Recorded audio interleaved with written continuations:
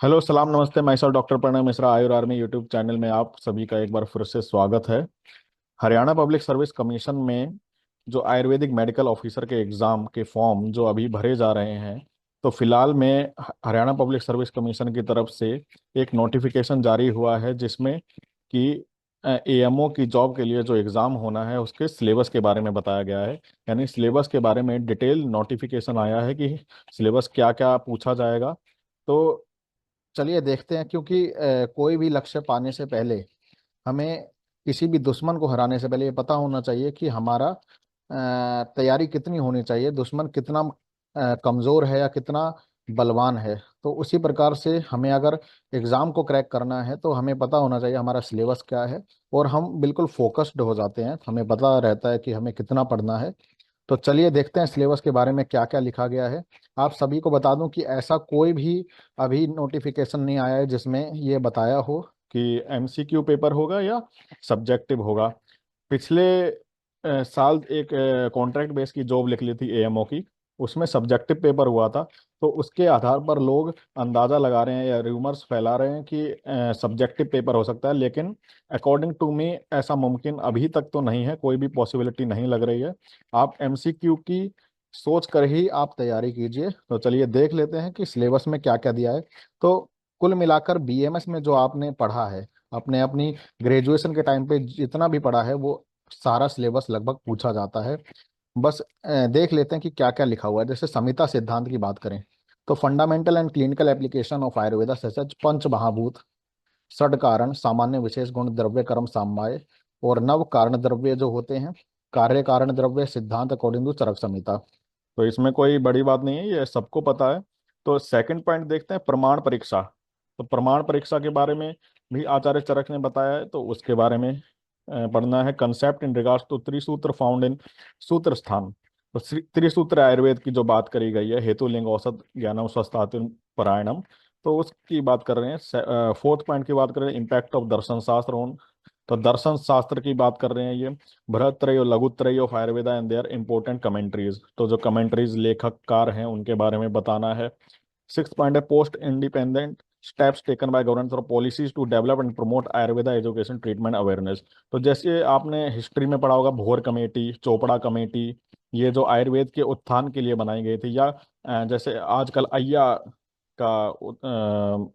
को बनाया गया है, या सेंट्रल इंस्टीट्यूट बनाए जा रहे हैं, या पॉलिसीज जो आ रही हैं, या आयुष्मान रक्षा किट जो है, या कोरोना में हमने आयुर्वेद में क्या क्या काम किया है, तो वो सारी चीजें इसमें आएंगी। आपको इसके लिए तैयारी रखनी, नोट्स मेकिंग जरूर करना है इन छोटे छोटे पॉइंट्स पे। सेकंड थर्ड पॉइंट बात करें तो रचना शरीर और क्रिया शरीर में इन्होंने लिखा है anatomical and physiological consideration from शारीर स्थान उपचारिक संहिता and Sushruta Samhita such as. तो इन्होंने ये छोटे छोटे टॉपिक दे दिए हैं, त्रिदोष, सप्त धातु, त्रिमल। तो आप ये मत सोचिए कि नाम नाम ही है, इनको बिल्कुल डीप एक्सप्लेनेशन, डीप आपको कंसेप्ट याद होना चाहिए। जैसे सप्त धातु हैं, तो धातु की वृद्धि, धातु के क्षय के लक्षण, या धातु कैसे बनी, कौन सा न्याय लगा है, और धातु की विशुद्ध लक्षण क्या है, या त्रिदोष के बारे में। तो ओजस, इनको मतलब प्रॉपर आपको बिल्कुल कंसेप्ट वाइज प्रॉपर जितना भी इसमें मटेरियल मिलता है वो सारा आपको पढ़ना है। आप ये ना सोचें कि ये छोटा सा, जैसे मर्म लिख दिया है इन्होंने, तो मर्म से क्या ये तात्पर्य है? मर्म से तात्पर्य पूरा चैप्टर जो शारीर स्थान में श्लोक में सुश्रुत संहिता में बताया है, वो मर्म का पूरा चैप्टर आपको याद रहना चाहिए। कितने प्रकार के मर्म हैं और क्या क्या टाइप्स हैं, कौन कौन से होते हैं, वो सब चीज़ आनी चाहिए, क्योंकि कहीं से भी क्वेश्चन आ सकता है। आप ये नहीं बोल सकते कि ये क्वेश्चन आउट ऑफ सिलेबस था, क्योंकि उन्होंने इसी हिसाब से इतनी टेक्निकली ये सिलेबस बनाया गया है कि आप कभी भी कुछ भी नहीं बोल सकते कि आप आउट ऑफ सिलेबस क्वेश्चन आया है।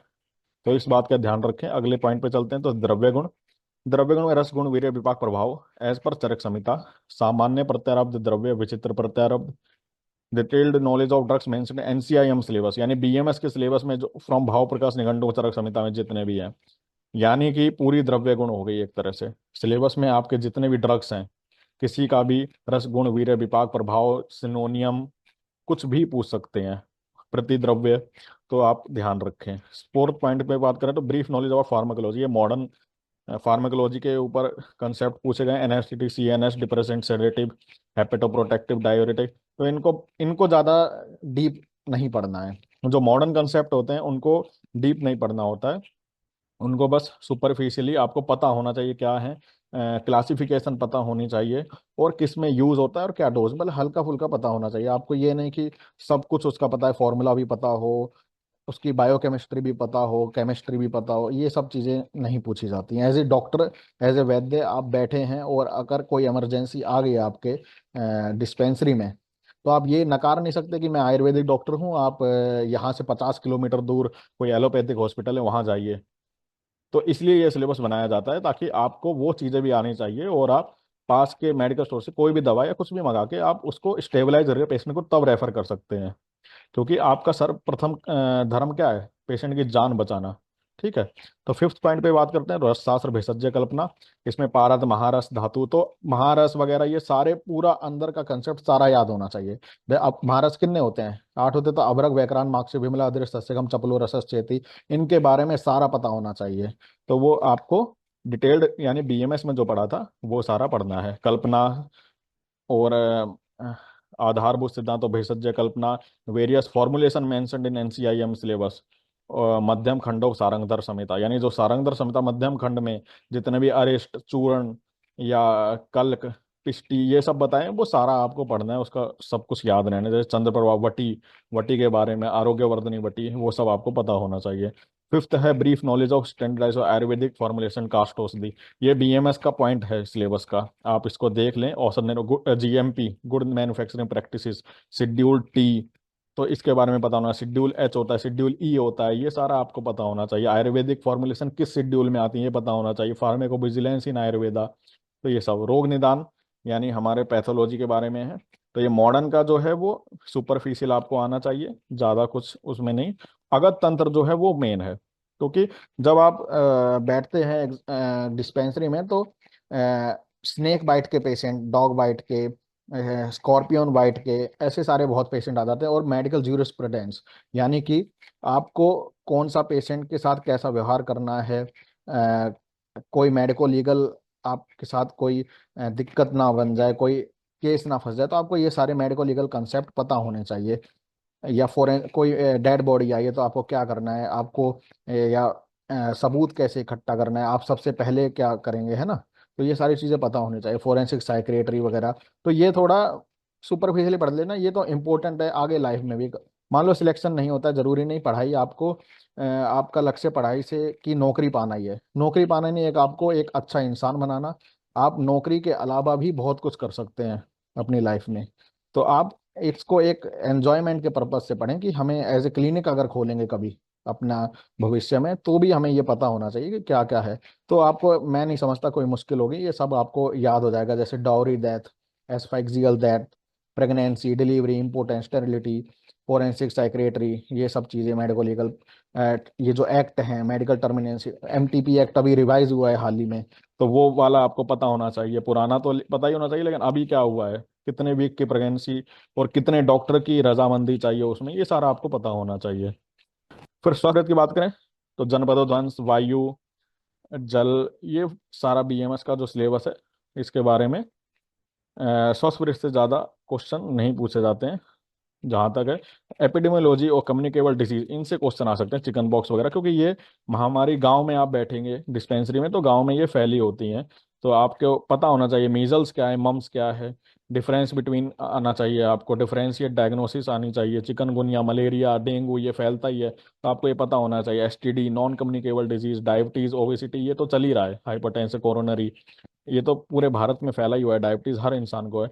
तो आपको इसके बारे में तो पता ही होना चाहिए। HbA1c क्या होता है, जैसे, ठीक है, ब्लड फास्टिंग शुगर कितनी होती है, ये सारी चीजें। अब ये देखिए पॉइंट लास्ट के, role of Ayurveda in primary health care.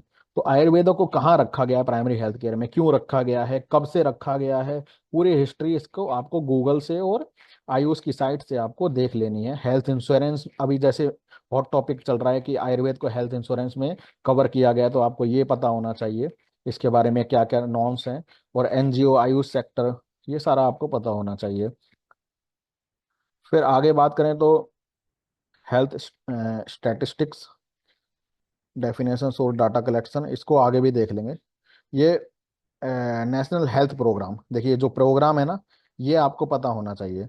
आप बोल नहीं सकते कि प्रोग्राम से क्वेश्चन कैसे आ गए। नेशनल हेल्थ प्रोग्राम लिखा है, और उसमें यूनिवर्सल इम्यूनाइजेशन प्रोग्राम, जैसे इंद्रधनुष है, मिशन इंद्रधनुष, आरसीएच, और हरियाणा के स्टेट के भी जो प्रोग्राम चल रहे हैं अगर हेल्थ से रिलेटेड, तो वो आपको साइट्स पे जाके देख लेने हैं और उसके बारे में नोट्स बना लेने हैं आपको।